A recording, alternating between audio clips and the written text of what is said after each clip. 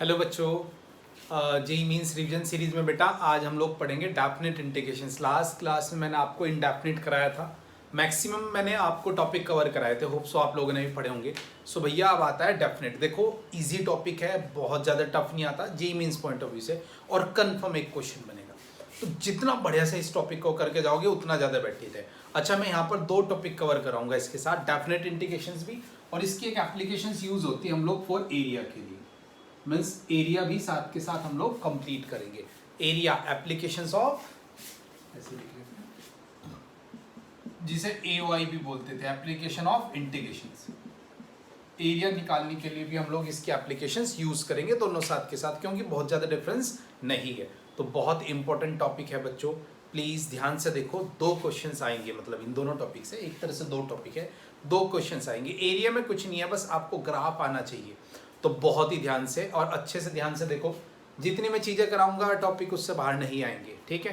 Questions भी easy आता है, बट अगर एडवांस लेवल पर जाओगे तो बहुत बढ़िया क्वेश्चन मिल सकता है। तो ध्यान से देखे जरा, ठीक है। दोनों चीज़ें आ जाऊंगी, ठीक है। दो पार्ट में डिवाइड करता हूँ, दोनों में पहले डिफरेंस समझा देता हूँ कि एरिया में और डेफिनेट इंटीग्रेशन में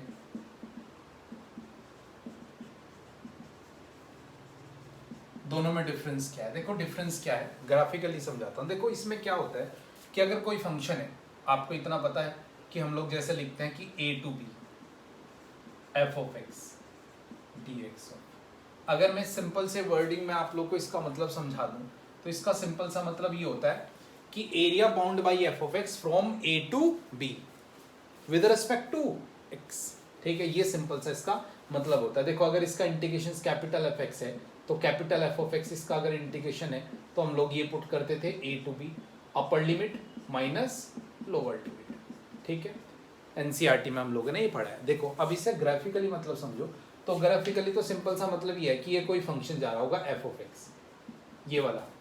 इस फंक्शन के थ्रू a से b तक जो एरिया बाउंड हुआ है, a से b तक जो एरिया बाउंड हुआ है जस्ट वो है, लेट करो this one is x equals to a and this one is x equals to b, और ये एरिया हमारा बाउंड। तो ये जो एरिया आएगा ना बच्चों, यही एरिया यहाँ पर आंसर आएगा, ठीक है। ये सिंपल सी कंडीशंस होती है। अब अगर मैं एरिया टॉपिक पर आऊँ फिर तो आप कहोगे सर एरिया है। देखो अगर मैं ये कहता, देखो क्वेश्चन को ऐसे ना लिख के मैं ऐसे लिखता, find the area bounded by f of x from x equals to a to x equals to b। x equals to a से x इक्वल्स टू b तक एरिया फाउंड करना है। तो पहले मैं fx का ग्राफ बनाता, लेट करो ये ग्राफ है, ठीक है। फिर x इक्वल्स टू a लिखता और फिर लिखता x इक्वल्स टू b, और ये एरिया निकाल लेता। तो ये एरिया निकालने के लिए मैं क्या यूज करता, एप्लीकेशन ऑफ इंटीग्रेशन। मैं क्या कर देता, इस फंक्शन का fx का इंटीग्रेशन कर देता, ठीक है। फ्रॉम कहाँ से, a से और b तक dx। एरिया है दैट्स वाई हमेशा पॉजिटिव होगा, जबकि यहाँ पर ऐसी कोई कंडीशन नहीं, यहाँ पर इसकी वैल्यू नेगेटिव भी आ सकती है, ठीक है। पहला डिफरेंस कि भाई यहाँ पर जो वैल्यू आएगी वो पॉजिटिव आएगी और यहाँ पर नेगेटिव वैल्यू भी आ सकती है, क्योंकि यहाँ पर एरिया नहीं निकालना। मैंने उसका मतलब समझाया कि मतलब क्या होता है, ठीक है। तो यहाँ पर पॉजिटिव नेगेटिव दोनों पॉसिबिलिटीज है, क्योंकि एरिया नहीं निकालना, यहाँ पर इंटीग्रेशन से निकालना है, ठीक है। और यहाँ पर एरिया बोल दिया अगर उसने, तो भैया फिर हमें उसे पॉजिटिव ही रहना पड़ेगा। दूसरा सबसे बड़ा जो डिफरेंस है बच्चों, वो ये वाला सबसे बड़ा डिफरेंस है। इसी डिफरेंस के ऊपर सब कुछ काम होगा। देखो होता क्या है, यहाँ पर अगर मैं किसी fx का इंटीग्रेशन कर दूं a टू b, और लेट करो ग्राफ कुछ इस तरह का है, ऐसे ग्राफ है, और लेट करो this one is x equals to a, और इसे लेट कर लो x इक्वल्स टू, तो आपके अकॉर्डिंग ये एरिया बनेगा ना, एक ही एरिया बनेगा। तो इन दोनों का सम आना चाहिए यहाँ पर आंसर, बट यहाँ पर ऐसा नहीं होगा। देखो होता क्या है, अभी एरिया नहीं निकालने ना हम लोग, अभी हम लोग ने एरिया नहीं निकालना, तो डेफिनेट इंटीग्रेशन करना है बस इसका। तो डेफिनेट इंटीग्रेशन में क्या होगा कि जो एक्चुअली ऊपर वाला है ना वो तो आएगा पॉजिटिव और नीचे वाला आएगा नेगेटिव। अब मैंने यहाँ पर बोला कि अगर नेगेटिव आएगा तो नेगेटिव ही रहेगा, तो यहाँ पर क्या हो गया कि जो नीचे वाला है ना वो इसमें से क्या हो जाएगा, माइनस हो जाएगा। मीन्स आंसर ये आएगा कि जो ऊपर वाला है माइनस नीचे वाला, ये रिजल्ट में आंसर आएगा। बट यहाँ पर ऐसा नहीं है। अगर यही क्वेश्चन को मैं एरिया में लेता, मैं बोलता फाइंड द सेम कंडीशंस, मतलब सेम कंडीशंस है ऊपर वाली। एरिया फाइंड करना है, फाइंड एरिया। अब मैंने यूज कर लिया एरिया वर्ड, तो यहाँ पर डिफरेंस क्या है, ध्यान से देखो। देखो जैसे कि इसी तरह का फंक्शन हम लोग ले लेते हैं, इसी तरह का, मतलब बिल्कुल एग्जैक्ट तो ग्राफ नहीं बना, ठीक है। ये है, लेट करो this one is x equals to a, same graph same conditions, but अब मैंने इंटीग्रेशंस नहीं बोला यहाँ पर, तो मैंने आपसे ये पूछा था। अब मैं कहता हूँ फाइंड द एरिया, ठीक है, F of X X equals to A से बी। तो यहाँ पर क्या होगा, कुछ एरिया ऊपर बन रहा है, this one is delta one and this one is delta two.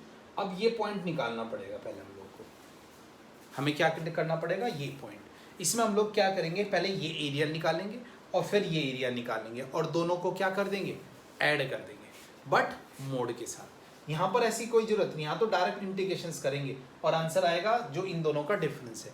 But यहाँ पर क्या करेंगे, अगर कभी भी समझो, बस यही बात है, यहाँ पर क्या होता है कि यहाँ पर हमें ग्राफ की कोई नीड नहीं, डायरेक्ट इंटीग्रेशंस किया, जो प्लस माइनस करके आएगा वो डायरेक्ट आंसर आ जाएगा भाई। इसका मतलब सिंपल डेफिनेट इंटीग्रेशन का ये होता है कि जो ऊपर एरिया बना माइनस नीचे, बट यहाँ पर ऐसा नहीं होगा। यहाँ हम लोग क्या करेंगे कि जो ऊपर का एरिया है उसे अलग लेंगे और जो नीचे का एरिया है उससे अलग, और उसके साथ लगाएंगे मोड, बिकॉज एरिया कभी नेगेटिव नहीं होता। तो इस कंडीशंस में हम लोग क्या करेंगे, लेट करो ये के है, ठीक है।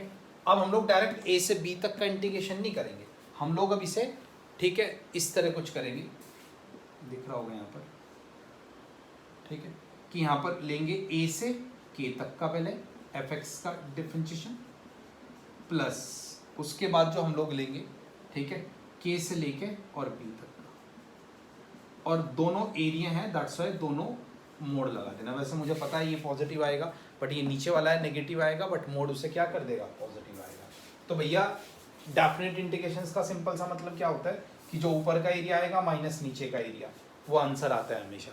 बट जब हम लोग एरिया निकालना होता है तो अब हम ऐसा नहीं कर सकते, हम लोग क्या करेंगे कि जहाँ पर भी नीचे बन रहा है ग्राफ, वहाँ का इंटीग्रेशंस करेंगे अलग से, और उसके साथ अलग से क्या लगा देंगे,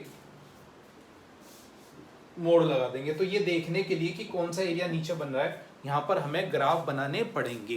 दैट्स वाई एरिया में जब भी हम लोग बात करेंगे, किसी एरिया की अगर मैं बात करूँगा, तो यहाँ पर हम लोग सबसे पहले क्या करते हैं बेटा, ग्राफ बनाते हैं और देखते हैं कि जो ऊपर है, मतलब जैसे कि यहाँ पर ना ए से लेके के तक का ऊपर था, तो सबसे पहले ए से के तक का इंटीग्रेशंस किया, मोड लगा दिया, ठीक है, और फिर के से हम लोग ने यहाँ तक का बी तक का, ठीक है, इंटीग्रेशंस किया और उस पर मोड लगा दिया और दोनों को कर दिया ऐड। यहाँ पर ऐसा कुछ नहीं, यहाँ तो डायरेक्ट इंटीग्रेशंस करो, जो ऊपर माइनस नीचे का होके वो डिफरेंस होके हमेशा आंसर आपको मिल जाएगा। तो ये दोनों डिफरेंस है एरिया में और डेफिनेट इंटीग्रेशंस में, ठीक है भाई बच्चों, कोई दिक्कत, डन, ठीक है। एक आधा क्वेश्चन और कर लेते हैं, ठीक है, एक दो डिफरेंस और बता देता हूँ मैं दोनों में, उसके बाद फिर मैं डेफिनेट इंटीग्रेशंस की कुछ प्रॉपर्टीज़ हैं जिन पर हम लोग बात करेंगे। जैसे कि यहाँ पर कोई क्वेश्चन आता, अगर मैं इसी की बात करूँ, ठीक है, और भी कोई ग्राफ ले सकते हैं हम लोग, कोई 3 ग्राफ भी आ सकते हैं, 4 ग्राफ भी आ सकते हैं, सभी तरह की कंडीशंस हमें मिल सकती हैं। लेट करो साइन एक्स का ग्राफ है, ठीक है, और मुझे एरिया चाहिए, लेट करो एक्स इक्वल्स टू ए से, ये एरिया नहीं है बच्चों, इंटीग्रेशन निकाल रहा हूँ, साइन एक्स का इंटीग्रेशन dx a से b, नॉर्मल इंटीग्रेशंस, तो नॉर्मल इंटीग्रेशंस निकाल देते हैं हम लोग भाई, साइन एक्स का माइनस कॉस एक्स और a से b, जो भी आंसर आएगा, ठीक है। बता देता हूँ आंसर क्या है, आंसर हमेशा क्या होता है कि जो ऊपर वाला एरिया है माइनस नीचे, अब देखो अगर इसमें नीचे वाला बड़ा होता, लेट करो यहाँ पर है, तो माइनस में आ जाएगा, तो यहाँ पर आंसर हमेशा किसके इक्वल आएगा, अगर देखोगे ये अगर डेल्टा 1 है और ये अगर डेल्टा 2 है, तो डेल्टा 1 माइनस डेल्टा 2, अब ये एरिया बड़ा है तो नेगेटिव आंसर आ जाएगा, ठीक है। नहीं, ये मैं मतलब समझा रहा हूँ, यहाँ पर मैं एरिया नहीं निकाल रहा, कोई भी आए डायरेक्ट इंटीग्रेशंस करो, लिमिट पुट करो, ए से बी आंसर, उसमें आंसर में आता क्या है वो मैं समझा रहा हूँ आपको ग्राफिकली। उसमें क्या होता है कि ऊपर और नीचे का एरिया का डिफरेंस आता है, बट इन दिस केस अगर मुझे, मैं कहता कि find the area, find the area bounded by sine x, ठीक है, x equals to a and x equals to b. अच्छा, यहाँ पर समटाइम एक्सिस की रेस्पेक्ट में भी लिख देता है, कोई इशू वाली बात नहीं। तो हम ग्राफ बनाएंगे पहले, सबसे पहले यहाँ ग्राफ मस्ट है भाई बच्चों, ठीक है, यहाँ पर हमारे पास ग्राफ क्या है, मस्ट है। जैसे कि मैंने ग्राफ बनाया, जैसे यहाँ पर हम लोगों ने लिया था, ये मैंने ना थोड़ा सा इधर शिफ्ट कर दिया, इसे ऐसे ले लो, ये एक्स एक्सिस वाई एक्सिस है, ठीक है। मैंने ग्राफ थोड़ा आगे पीछे बनाया था। तो अब देखो ज़रा, जैसे इस वाली कंडीशंस में, तो लेट करो यहाँ से बनाना है x इक्वस टू ए से, और लेट करो x इक्वस टू बी। तो अब पहले तो ये पॉइंट ढूंढना पड़ेगा कि ये कौन सा पॉइंट है जहाँ पर ये नीचे जा रहा है, ठीक है। आपको पता है कि ये पाई है, तो हम लोग क्या करेंगे, अब एरिया निकालना है। अभी हमें इंटीग्रेशन की मैंने बात नहीं की, डायरेक्ट भी निकाल सकते हो अगर कोई आपके पास फॉर्मूला है, कुछ जगह जैसे ट्रायंगल बन गया डायरेक्ट एरिया निकाल सकते हो इस तरह का, तो वहाँ डायरेक्ट भी निकाल सकते हो कोई। तो इसमें हम लोगों ने क्या किया कि पहले ना a से पाई तक का डिफरेंशिएशन किया fx का। fx क्या है भाई, साइन x, और उसके बाद फिर नीचे था एरिया, मतलब पाई से लेकर b तक का, तो हम लोगों ने अगेन डिफरेंशिएशन, और अब हम लोगों ने इसके साथ क्या लगाया, मोड। क्या लगा दिया भाई बच्चों, मोड लगा दिया, बिकॉज नीचे वाला एरिया कभी नेगेटिव नहीं होता। तो ये सिंपल सा डिफरेंस है। जब हम लोग एरिया निकालते हैं वो with respect to X axis और with respect to Y axis दोनों निकाल सकते हैं। अगर एक्स के रिस्पेक्ट में निकाल रहे हो तो यहाँ भी एक्स होना चाहिए, और अगर वाई के रिस्पेक्ट में निकालते तो लिमिट भी वाई के रिस्पेक्ट में होगी, और यहाँ पर भी क्या होगा, डी वाई होगा। ये आप लोगों ने ध्यान रखना है, ठीक है भाई बच्चों। तो ये दोनों में डिफरेंस है, एरिया और डेफिनेट इंटीग्रेशंस। तो एरिया में एक एडिशनल कुछ नहीं है, ग्राफ वगैरह आपको आने चाहिए, बस ग्राफिंग करनी पड़ेगी। यहाँ पर 2-2, 3-3 फंक्शंस मिक्स होके आपके पास क्वेश्चंस आएंगे, तो ग्राफ आने जरूरी है, ठीक है बच्चों। अब इस डेफिनेट इंटीग्रेशंस के लिए जो इसकी ये क्वेश्चंस होते हैं, ठीक है, इंटीग्रेशंस करने के लिए कुछ लिमिट्स हैं, सॉरी कुछ प्रॉपर्टीज़ हैं। अगर मैं नॉर्मली बात बोलूँ, अगर डेफिनेट इंटीग्रेशन का क्वेश्चन आ रहा है ना, तो 90% चांस है कि उसमें प्रॉपर्टी तो लगी ही लगी होगी, कन्फर्म है, ठीक है। क्योंकि जब हम लोग डेफिनेट इंटीग्रेशंस, अगर उसे इंटीग्रेशंस की ही नॉलेज आपकी चेक करनी होती तो भाई इंटीग्रेशन का क्वेश्चन दे देता, क्यों डेफिनेट का दे रहा है वो अगर डेफिनेट का दे रहा है इसका मतलब उसके माइंड में कुछ और भी चल रहा है, उसके माइंड में चल रहा है यूजिंग द प्रॉपर्टी। मीन्स यहाँ पर जो डेफिनेट इंटीग्रेशंस के आएंगे कुछ क्वेश्चन होंगे बहुत कॉम्प्लिकेटेड होंगे, ठीक है। तो उन्हें ईजी करने के लिए हमारे पास कुछ प्रॉपर्टीज़ हैं जिनका हमें यूज़ करना है। अगर आप उन प्रॉपर्टी को यूज़ करोगे तो क्वेश्चन बहुत ईजी हो जाएगा। सो अपने दिमाग में एक बात डाल लो कि अगर डेफिनेट इंटीग्रेशन का क्वेश्चन आया तो इसका मतलब 90% कोई ना कोई प्रॉपर्टी लग रही होगी, ठीक है। तो उन्हीं प्रॉपर्टी को हम लोग डिस्कस करेंगे। देखो ऐसा तो प्रॉपर्टी बहुत है, बट अगर मैं जेईई मींस लेवल तक की बात करूं तो 6 से 7 प्रॉपर्टी है मैक्सिमम, जो मैक्सिमम मतलब 95% उन्हीं का यूज़ होगा, ठीक है। तो उन्हीं प्रॉपर्टी को आज हम लोग देखते हैं, ठीक है भाई। अच्छा, एरिया में आपको समझा दिया है, एरिया पे और आज ज़्यादा कुछ कराने के लिए है नहीं, ग्राफिंग वगैरह है वो आप लोग एक बार ट्राई करना, हो जाएगा, उसमें कोई फॉर्मूला वगैरह एडिशनल चीज़ें नहीं है। प्रॉपर्टीज़ की बात करते हैं भाई। ये क्वेश्चन, ये चैप्टर पूरा प्रॉपर्टीज़ बेस है, मीन्स जो डेफिनेट इंटीग्रेशंस करते हैं वहाँ पर कौन कौन सी प्रॉपर्टी हैं जो यूज़ होती हैं, तो ये आज हमें आपको देखना है, ठीक है। प्रॉपर्टी नंबर 1 बहुत ही ईजी, सबसे पहली प्रॉपर्टी देखो, सिंपल सी कंडीशंस ये होती है कि अगर आप लोग किसी भी फंक्शन का डिफरेंशिएशन कर रहे हो,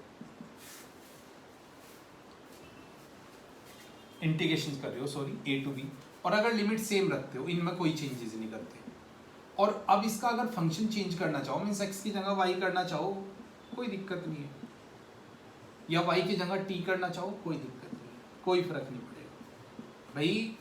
साइन t का integration with respect to t minus cos t होता है, और साइन x का भी माइनस कॉस x होगा, ठीक है। तो इससे कोई फर्क नहीं पड़ेगा, बट ध्यान रखना जो लिमिट्स हैं, ठीक है, लोअर लिमिट और अपर लिमिट वो सेम होनी जरूरी है, उसमें चेंजेस नहीं होना चाहिए। ये प्रॉपर्टी नंबर 1। कहीं भी अगर x और x है ना तो उसकी जगह tt आप लोग रख सकते हो, या यहाँ पर x की जगह y रख सकते हो, या कोई और भी वेरिएबल, ठीक है, तो वो कोई दिक्कत नहीं। प्रॉपर्टी नंबर 2 देखो,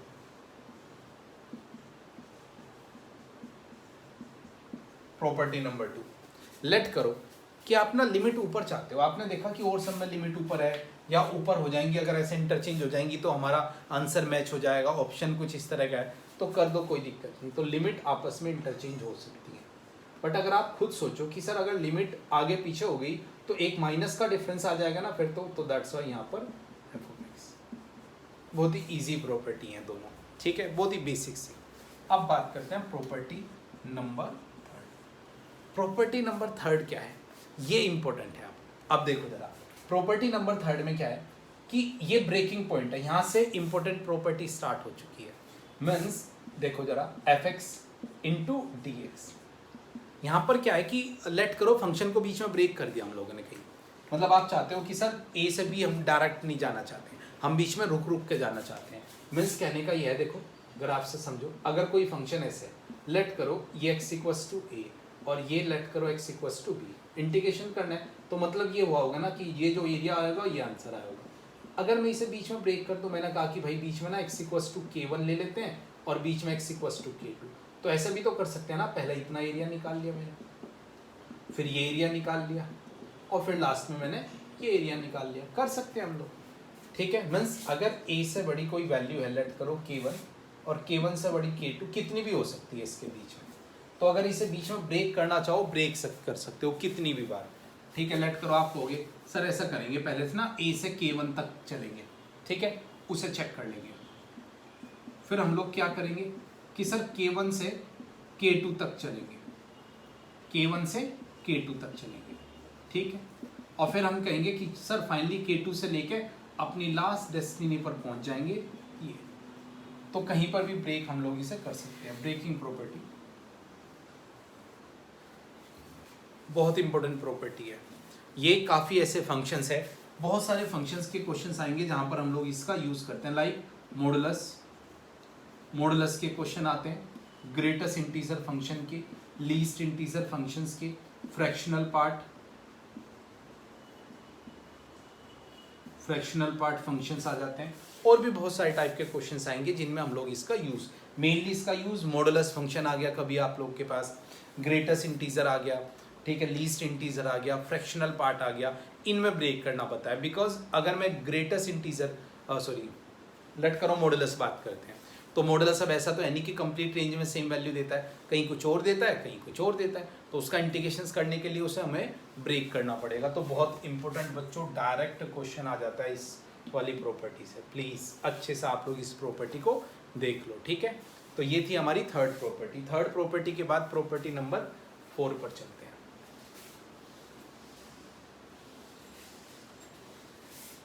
नाउ प्रॉपर्टी नंबर 4,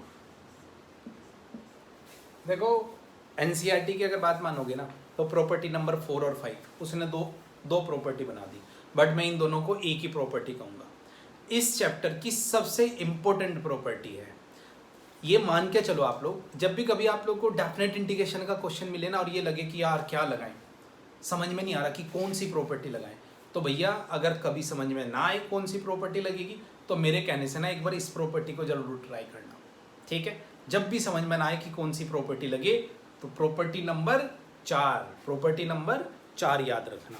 और ये प्रॉपर्टी बच्चों इस चैप्टर की जान है बिल्कुल, A to B fx, और बहुत इजी, और क्वेश्चन को बहुत इजी कर देती है, समटाइम पता नहीं लगता है कि ये कहाँ पर लगेगी। तो इसलिए मैं कहता हूँ कि जब भी आपको लगे कि समझ में नहीं आ रहा कौन सी प्रॉपर्टी, तो प्रॉपर्टी नंबर 4 ठोक देना उसमें, सीधी बात, समझ रहे हो, नो बकवास।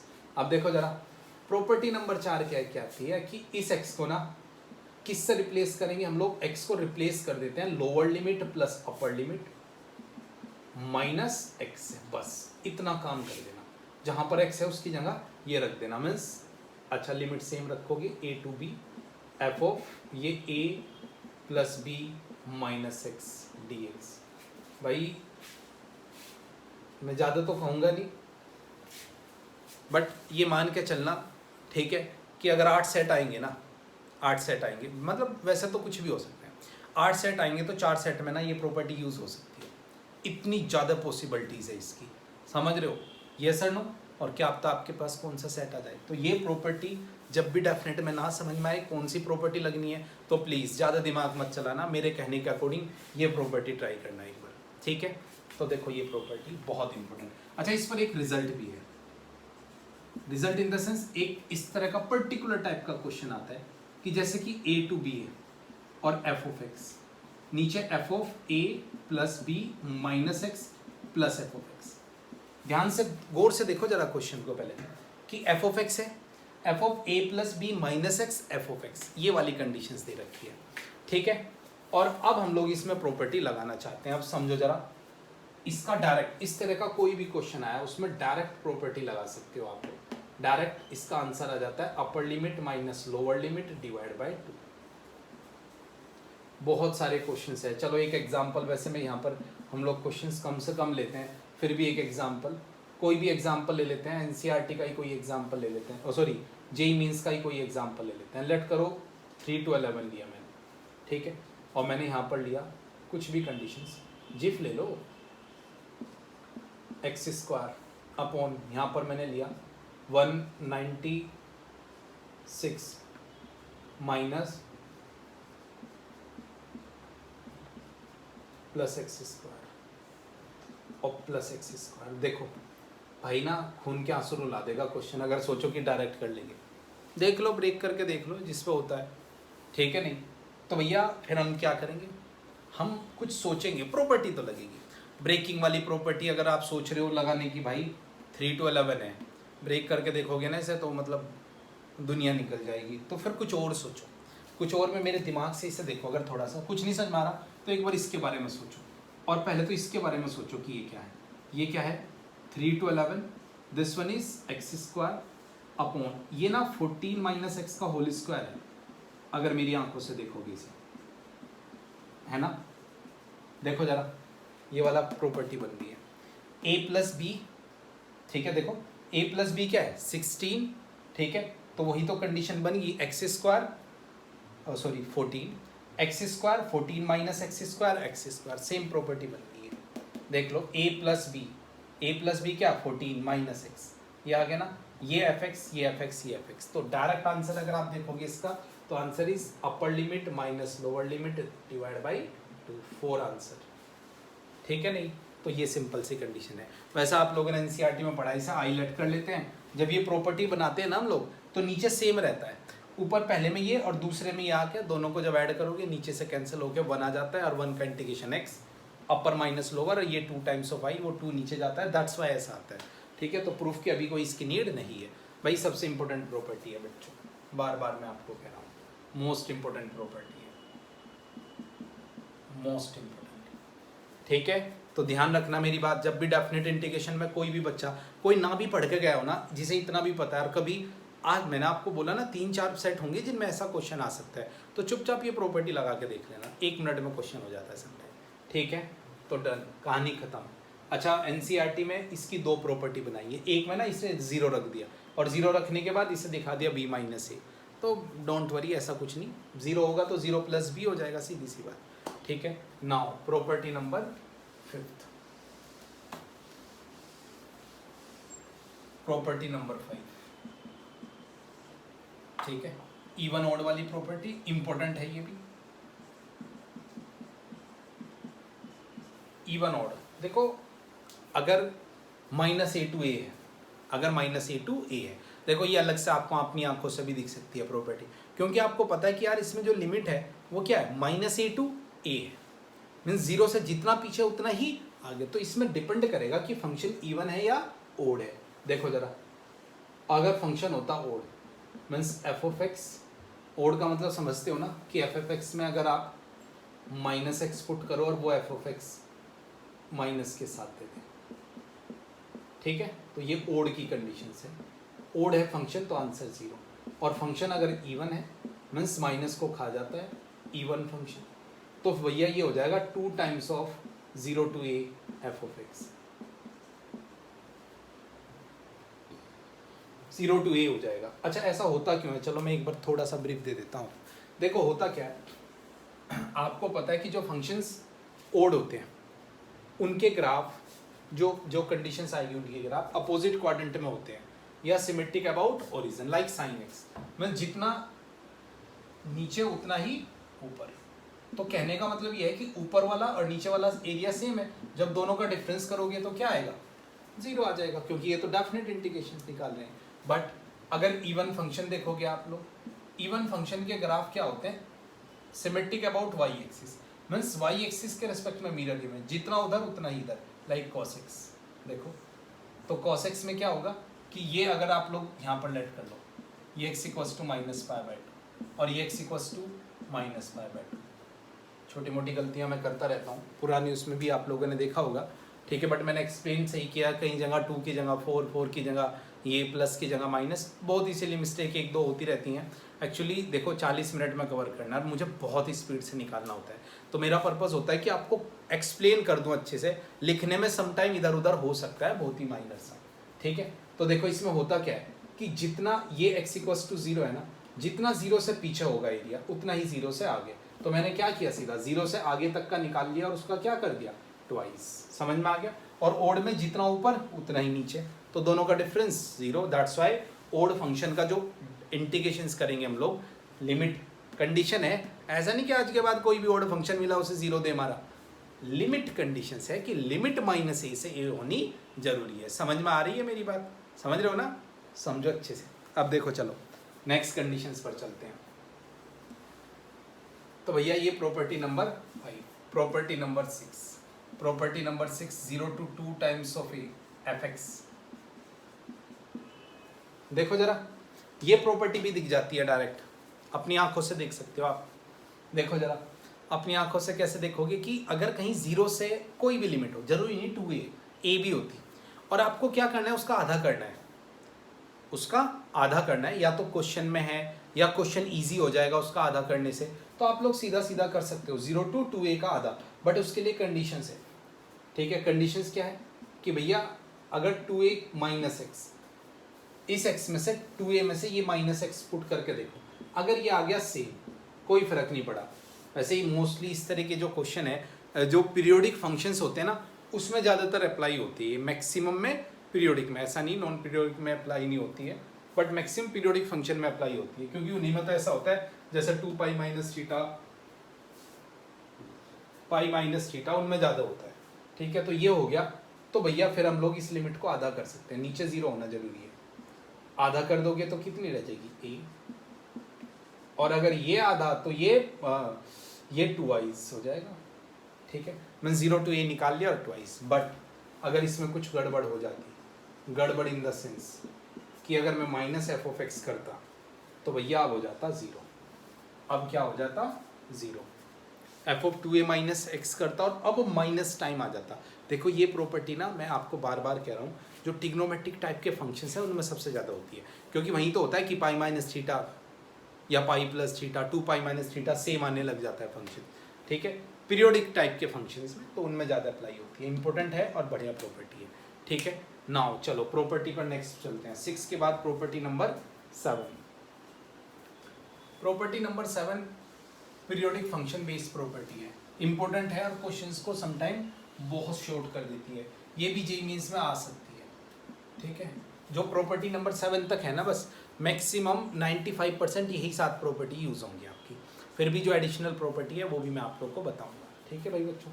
देखो ये प्रॉपर्टी ये कहती है, मैं कुछ चीज़ें बात बता देता हूँ कि f(x) जो फंक्शन है t उसका क्या एक पीरियड है, मीन्स ये एक पीरियोडिक फंक्शन है, पीरियोडिक फंक्शन है और t इसका एक पीरियड है। यहाँ पर मैं 2 टर्म लूंगा, n और m दोनों इंटीजर है, ठीक है। देखो जरा पहली इसमें ना कई केस आते हैं, एक केस ये आता है कि लेट करो आप लोग को 0 to n(t), देखो बहुत इंपॉर्टेंट है ये, समटाइम कैलकुलेशंस बहुत लेंथी होगी, जब बड़ी बड़ी वैल्यू होती है ना, ऐसा होती है 0 to 30π, 0 to 18π, 0 to 15π, तो वहाँ पर ट्राई किया करो कि ये वाली प्रॉपर्टी अगर वो पीरियोडिक फंक्शन बन जाए तो बहुत ईजी हो जाती है। देखो n तो कोई इंटीजर है और t इसका क्या है पीरियड है, तो ये 0 to n टाइम क्या है ना, पीरियोडिक में क्या होता है कि 0 to t जो बनेगा ना वही बार बार रिपीट होता जाएगा, और कितने टाइम रिपीट हुआ है, n टाइम, तो n टाइम रिपीट हुआ तो n टाइम इसका कर दो ना, 0 to t का निकाल दो जो भी एरिया आया होगा, और उसे कितने टाइम कर दो, n टाइम, दैट्स इट।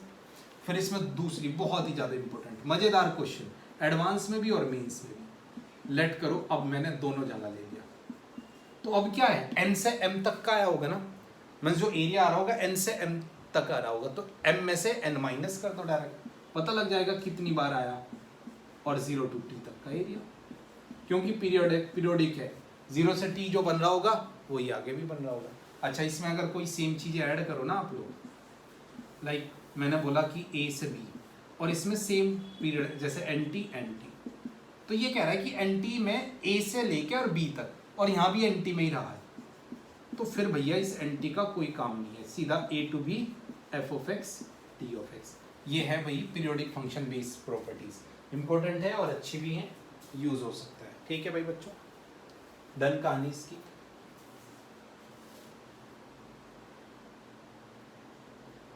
चलो नेक्स्ट कंडीशंस पर अब हम लोग चलते हैं। Property number 8। अब छोटी छोटी प्रॉपर्टी हैं, कम यूज होती हैं बट फिर भी पता होनी चाहिए। प्रॉपर्टी नंबर 8, कुछ एडिशनल प्रॉपर्टी पर आ जाते हैं हम लोग। ठीक है, एडिशनल प्रॉपर्टी में हमारे पास क्या क्या प्रॉपर्टीज आएंगी ये हम लोग देख लेते हैं। सबसे इंपॉर्टेंट पहले ही मैक्सिमम मिनिमम वाली देख लेते हैं। मैक्सिमम और मिनिमम वैल्यू भाई बहुत इंपॉर्टेंट है, इस पर क्वेश्चन आया जेईई मेंस में लास्ट ईयर। देखो A to B F of X, पहली बार क्वेश्चन देखने को मिला, वैसे कम देखने को मिलते हैं जेईई मेंस में बट एडवांस में आ सकते हैं। तो लेट करो कि इसकी मैक्सिमम वैल्यू, इस फंक्शन की मैक्सिमम वैल्यू कैपिटल एम है और इसकी मिनिमम वैल्यू स्मॉल एम है, और अब आपको इसके इंटीग्रेशन की निकालनी है। तो भाई एक ऑप्शन तो ये है कि पहले इंटीग्रेशंस कर लो, जो फंक्शन आएगा उसकी मैक्सिमम मिनिमम वैल्यू रख के देख लो, बट वो करने की कोई जरूरत नहीं आपको, direct without integrations maximum minimum value. कैसे? कुछ नहीं, अगर अंदर वाले फंक्शन की, ठीक है, इन इंटरवल, सीधी बता रहा हूँ ए टू बी के बीच में, ठीक है, ये तब है बच्चों 4x belongs to a to b, a to b के बिटवीन में अगर इसकी मैक्सिमम वैल्यू m है और मिनिमम m है, ठीक है, तो इसके इंटीग्रेशंस की वैल्यू भी मिनिमम क्या होगी, m होगी, बट साथ में क्या मल्टीप्लाई करोगे, b माइनस, और मैक्सिमम क्या होगी, कैपिटल X, और अगेन b माइनस ए।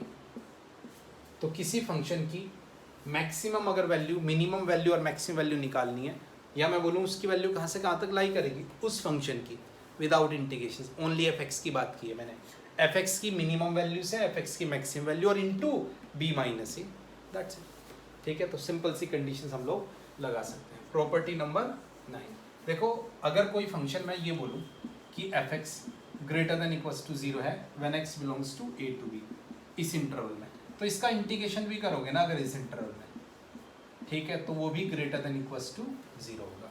प्रॉपर्टी नंबर 10, प्रॉपर्टी नंबर 10 में ये कहता हूँ मैं आपको कि एफ एक्स से इससे बड़ा कोई है, लेट करो f2x, और इससे बड़ा लेफ्ट करो f3x है, ठीक है, और x बिलोंग्स टू किसी इंटरवल में a टू b में, तो अगर आप इनका इंटीग्रेशन भी करोगे वो भी बड़ा होगा, दिख रहा है ना बच्चों,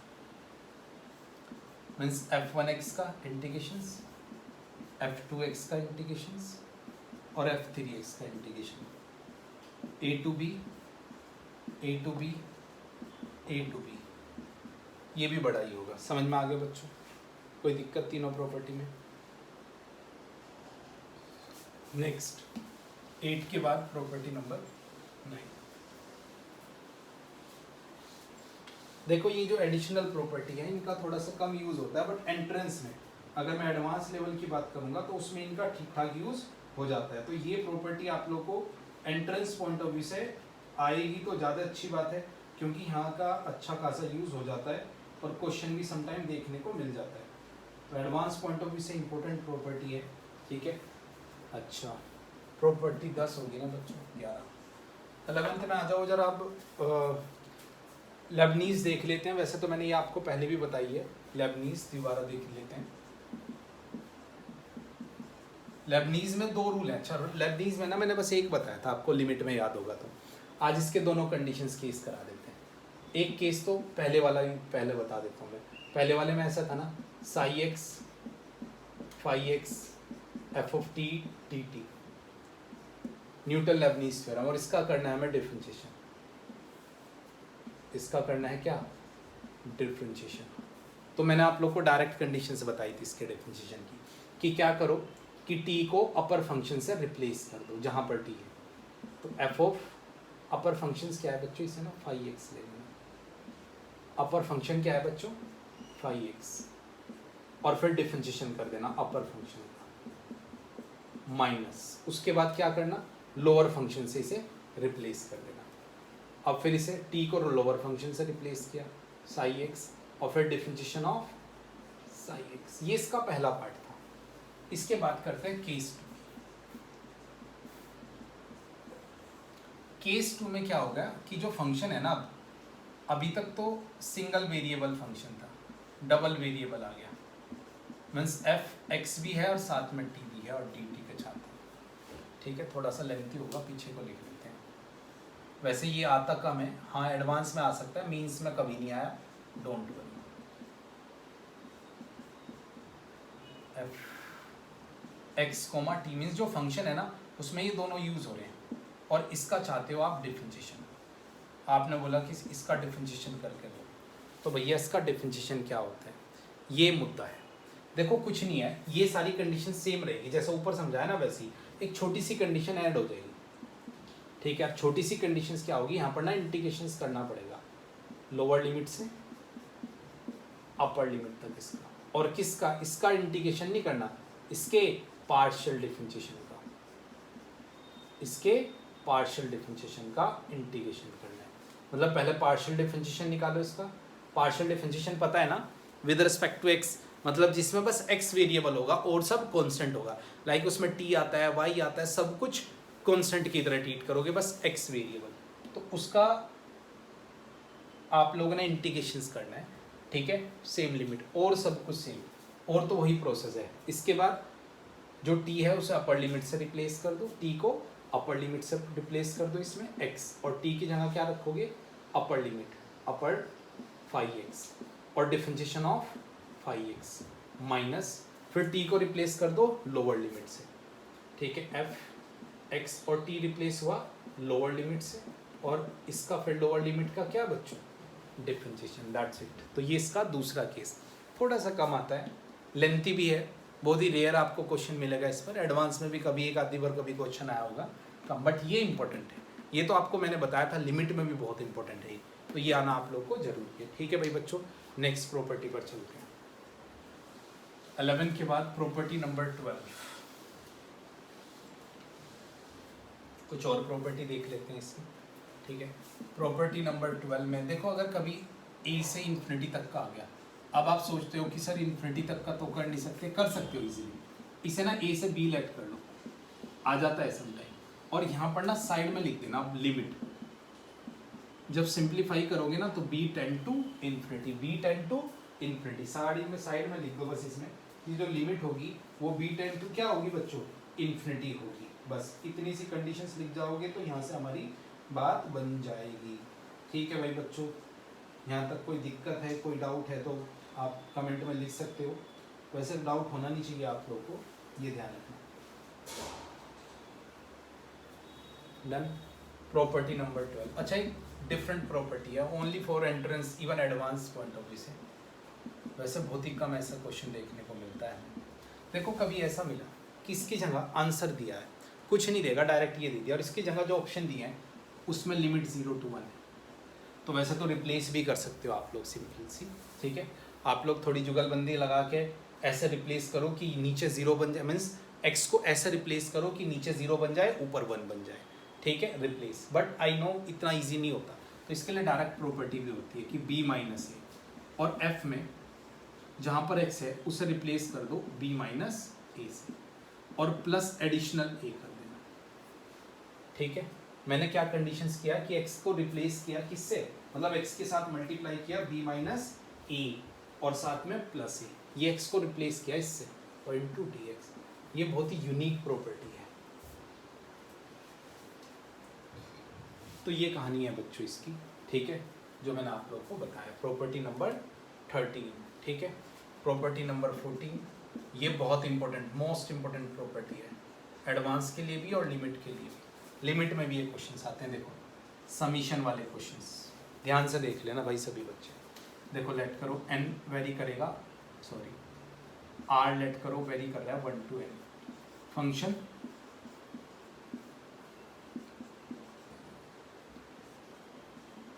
लिमिट में इसका हम लोग ज़्यादा यूज़ करते हैं। लिमिट में ऐसे इन्फिनिटी आ गया और इधर कोई एक सीरीज़ आ गई, ठीक है, जो कुछ इस फॉर्म में है कि इसमें 1/n तो बाहर निकल रहा है और अंदर r/n, n तो आपको पता है फिक्स है और r वेरी कर रहा है 1 2 3 4 5 कुछ भी, तो भैया इसके लिए हम लोग डेफिनेट इंटीग्रेशंस का यूज़ करते हैं। डेफिनेट में इसमें क्या क्या निकल के आता है ये बता देता हूँ। देखो इसमें जो ये 1/n है ये तो बन जाएगा dx, ये जो समीशन है ये कन्वर्ट हो जाएगा, इसमें सांप बन जाएगा। ये सांप समझते हो, साइन ऑफ इंटीग्रेशन। ठीक है भाई बच्चों। फिर नेक्स्ट में ये r बाई एन को हम लोग रिप्लेस कर देंगे x से, तो ये एफ एक्स, ये इंटीग्रेशन और ये डी एक्स इधर। अब रह गई बस लोअर और अपर लिमिट की बात। अब मैं लोअर अपर लिमिट के बारे में आपको डिटेल में बताता हूँ। देखो अपर लिमिट, अपर लिमिट में क्या होगा, कुछ नहीं, x भाई इसे x से रिप्लेस किया है ना, तो फंक्शन x के रेस्पेक्ट में है तो लिमिट भी ऐसा बन गया। देखो अभी तक ये आ गया आपका f, इसे आपने x बना दिया, ये 1/x किस काम आ गया, dx के काम आ गया। ठीक है, और ये बन गया सांप, बची ये लिमिट। अब लिमिट में क्या होता है कि लिमिट में क्या होगा कि लिमिट तो भाई हमें पता है कि x की सॉरी n की वैल्यू टेंड टू क्या है, इन्फिनिटी है, और x की वैल्यू क्या है, r बाई n, तो यहाँ से निकालेंगे। अब ध्यान से देख लो, इसमें भी दो कंडीशंस। ठीक है, अगर मैं अपर के लिए बात करूँ तो अपर में r की वैल्यू किसके लिए है, 4 अपर, इसे भी छोड़ दो, लिमिट निकालने के लिए 4 लिमिट। तो लिमिट के लिए आप लोग को पता है कि लिमिट एक्सटेंड टू इन्फिनिटी और r बाई एन, इसी की तो वैल्यू निकालेंगे हम लोग r बाई एन की, क्योंकि r बाई एन तो x बना है तो x की वैल्यू तो निकालेंगे। अब अपर के लिए 4 अपर, तो अपर जो वैल्यू है r की वो किसके इक्वल है, n के, तो यहाँ पर जब n रखोगे n से n कैंसिल हो जाएगा, 1 आ जाएगा। और 4 लोअर, लोअर में r की वैल्यू आप लोग के पास क्या है, 1। ठीक है, r की वैल्यू 1 है, और आपको पता है कि जब आप limit n tend to infinity रखोगे और ये 1/n, ये n है बच्चों। ठीक है, तो 1/इन्फिनिटी इज 0, तो 0, तो ये आ गई 0 to 1। मोस्ट इंपॉर्टेंट है, दोबारा एक रटने वाली बात बता देता हूँ। देखो ऐसा है कि नीचे अगर कांस्टेंट है तो लिमिट 0 से होगी, ऊपर 1n है तो 1, 2n होता तो 2, 3n होता तो 3, ये सिंपल सी कंडीशन है, ये इसकी प्रॉपर्टी है। ठीक है भाई बच्चों, इंपॉर्टेंट है ये भी। डन है, कोई डाउट है इस प्रॉपर्टी में तो बोल दीजिए आप लोग। समझ में आ गई बच्चों, डन है भाई कहानी। चलो अब नेक्स्ट कंडीशंस पर चलते हैं। वैसे तो खत्म हो गई है प्रॉपर्टी, बट एक दो चीजें और भी करा देता हूँ इसमें। सिग्मा फंक्शन वैसे इतना ज़्यादा आता नहीं है, बट फिर भी चलो ठीक है। सिग्मा फंक्शन और यहाँ पर एक कंडीशंस आती है। अच्छा, सम एज अ प्रॉपर्टी हमारे पास अब नहीं रहा है, गामा फंक्शन में आपको बता देता हूँ। चलो थोड़ा सा यूज़ बहुत ही कम है। गामा फंक्शन ऐसे रिप्रेजेंट करते हैं गामा फंक्शंस। इंटीग्रेशंस है जस्ट, ये सिंपल सी कंडीशंस होती है। इंटीग्रेशंस करेंगे 0 to इन्फिनिटी e की पावर -x और x की पावर n-। ठीक है, तो ये कंडीशंस आप लोग के पास सिंपल है, इसे ही हम लोग बोलते हैं गामा फंक्शन। ठीक है, ये सिंपल सी कहानी है गामा फंक्शंस की। ठीक है भाई बच्चों। अच्छा, यहाँ पर जो x है ना वो belongs to positive rational numbers. बस इसी सॉल्व करके देखोगे ना तो इसी की कोई वैल्यू आएगी। जैसे कि इसमें अगर आपके पास, अगर मैं सीधी सी बात करूं, जैसे n+1 है तो ये फैक्टोरियल n के इक्वल होता है। कहने का मतलब ये है कि गामा में अगर ये 3 आ गया तो इसे जब हम लोग सॉल्व करते हैं तो इसका एक कम करके उसे मल्टीप्लाई करते चले जाएंगे। एक कम करेंगे 2 × गामा 2, ऐसे। अगर मैं इसकी जगह 7 लिखूँ तो ये आएगा 6 × गामा 6, और आगे सॉल्व करोगे 6 एक कम इसका into 5 × gamma 5 up to and so, मतलब ऐसा मल्टीप्लाई होता जाएगा। तो ये फैक्टोरियल 6 के इक्वल आएगा, ये सिंपल सी। अच्छा, गामा हाफ की वैल्यू √x, मोस्ट इंपोर्टेंट। ठीक है, तो ये इसकी गामा की कंडीशंस है। अगर मैं इसमें कोई क्वेश्चन आता नहीं है, बट एक पर्टिकुलर टाइप के क्वेश्चन में हम लोग इसका यूज कर लेंगे। 0 to π/2, और मैंने लिखा साइन की पावर दे रखी है आपको बड़ी सी कोई, और n की, तो इसके लिए हम लोग इसका यूज कर सकते हैं। अच्छा, मैं ये एक बार ओपन करना बता देता हूँ आपको। देखो कहीं आपके पास आया 7/2, तो एक कम कर देना 5/2 गामा 5/2, ऐसे एक एक कम करके, और आगे करोगे 5/2 × 3/2, फिर गामा 3/2। अच्छा, मैंने बोला कि इस पर्टिकुलर क्वेश्चंस के लिए इसका हम लोग यूज कर सकते हैं, और ये पर्टिकुलर क्वेश्चंस कुछ ऐसा देता है n+1/2 m+1/2 और 2 टाइम्स ऑफ n+m+2/2, इसकी डायरेक्ट आंसर आ जाता है। मीन्स कभी आप लोग को 0 to π/2 लिमिट मिले, पर्टिकुलर लिमिट है बच्चों, 0 to π/2 लिमिट मिले और उसमें आप लोगों से साइन की कोई पावर है और कॉस की कोई पावर है और इसमें कोई क्वेश्चन पूछा गया तो इसमें हम लोग ये कंडीशंस यूज कर सकते हैं। ठीक है बच्चों, तो भैया मैंने अपनी तरफ से पूरी ट्राई की है कि मैक्सिमम प्रॉपर्टी कराओ, इवन एडिशनल प्रॉपर्टी भी मैंने सारी कवर कर ली है एडवांस, बट पहली 7 प्रॉपर्टी बार बार कह रहा हूँ, पहले जो 7 से 8 प्रॉपर्टी है वो मैक्सिमम यूज होगी। वो प्रॉपर्टी बिल्कुल दिमाग में सेट कर लो, क्वेश्चन प्रैक्टिस करनी स्टार्ट कर दो बढ़िया से। 2 क्वेश्चन, क्योंकि एरिया और डेफिनेट इंटीग्रेशन में बहुत ज़्यादा डिफरेंसेस नहीं है, तो ये दोनों चैप्टर डेफिनेट इंटीग्रेशंस और एरिया आप लोग प्लीज़ अच्छे से रिवाइज करके थोड़ी क्वेश्चन प्रैक्टिस करो। नेक्स्ट क्लास में मिलेंगे हम लोग डिफरेंशियल इक्वेशंस के साथ, और मैं बहुत ही जल्दी हम लोग इसे ख़त्म करने के बाद मैं कुछ आपको सैम्पल पेपर मीन्स जो प्रीवियस ईयर के हैं, प्रीवियस ईयर भी नहीं, जो मार्च अटैम्प्ट के हैं उसके कुछ क्वेश्चन पेपर अटैम्प्ट करना सिखाऊंगा, कौन से क्वेश्चन करने थे कौन से नहीं करने थे। ठीक है बच्चों, प्लीज़ चीज़ें अगर समझ में आती है, आपको ठीक लगता है तो वीडियो को ज़रूर लाइक किया करो और चैनल को सब्सक्राइब किया करो। कैसी लगी आपको वीडियो कमेंट भी किया करो। ठीक है बच्चों, ओके बेटा, बाय बाय।